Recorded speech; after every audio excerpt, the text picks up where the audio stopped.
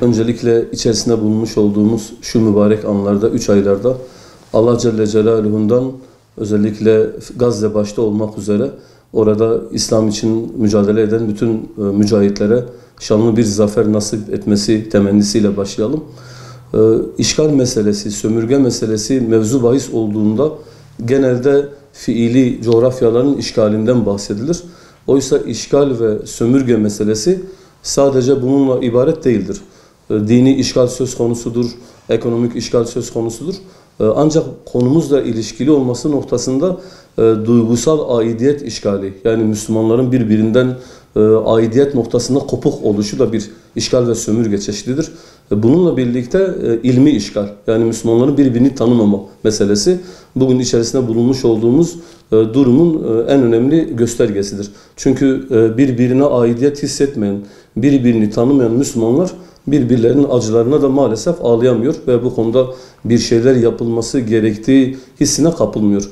Onun için Filistin davası genelinde ve özellikle şu an içerisinde bulunmuş olduğumuz Aksa tufanı sürecinde Müslüman kardeşlerimiz için neler yapabiliriz? Bu anlamda çok kıymetli çalışmalar yapılıyor. İşte ekonomik boykot bu çalışmalardan biridir.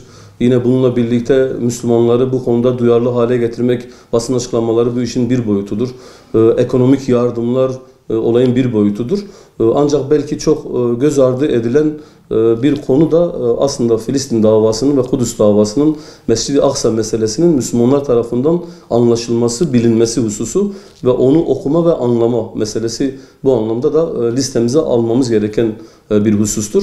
Onun için bizler İdeal Eğitim Vakfı olarak geçen haftalarda bir Kudüs okumaları listesi yayınlamıştık. Sahada da ciddi bir teveccüh gördü. Bu konuda da birçok gerek okuyucularımız olsun gerek de vakfımızın üyeleri tarafından bir rağbet oldu. İnşallah kısmet olursa önümüzdeki günlerde var olan listemizi daha genişletilmiş bir şekilde inşallah yine kamuoyuyla paylaşacağız. Ancak Filistin okumaları, Kudüs okumaları, Mescid-i Aksa okumaları denildiği vakitte olayın 3 boyutu özellikle ele alınmalıdır. 3 boyutlu okuma yapılması lazım. 3 aşamalı.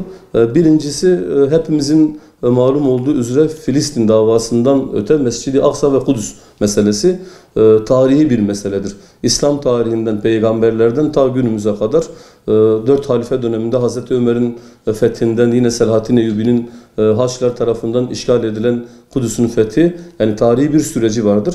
Dolayısıyla yapacağımız okumaların birinci aşamasını daha çok Filistin davasından ziyade Kudüs ve Mescid-i Aksa meselesi ve bunun tanınması Müslümanlar için neden önemli olduğu hususudur. Biz bu konuda özellikle vakıf olarak birkaç eser tavsiyede bulunmak istiyoruz.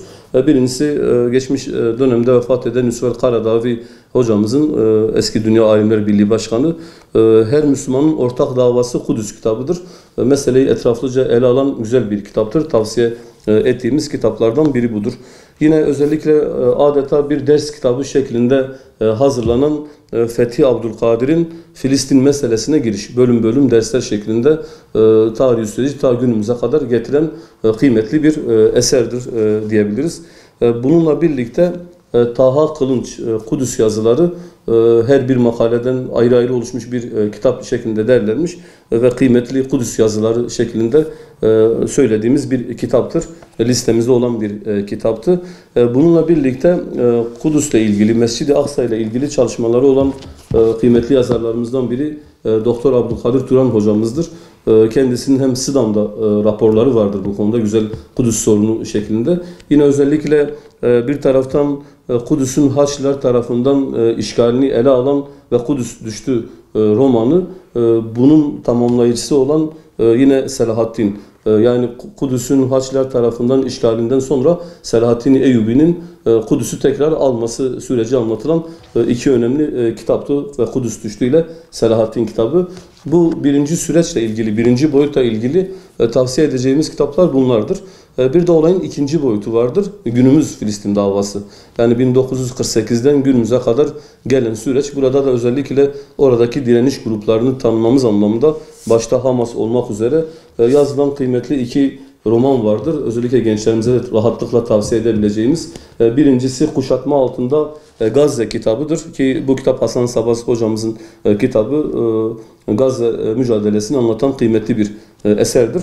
Bununla birlikte yine Piri İntifada, Şeyh Ahmet Yasin, yani günümüzdeki şanlı Hamas mücadelesinin önderi olan Şeyh Ahmet Yasin'in hayatını roman şeklinde alan Mehmet Ali Gönül hocamızın kitabı kıymetli iki kitaptı.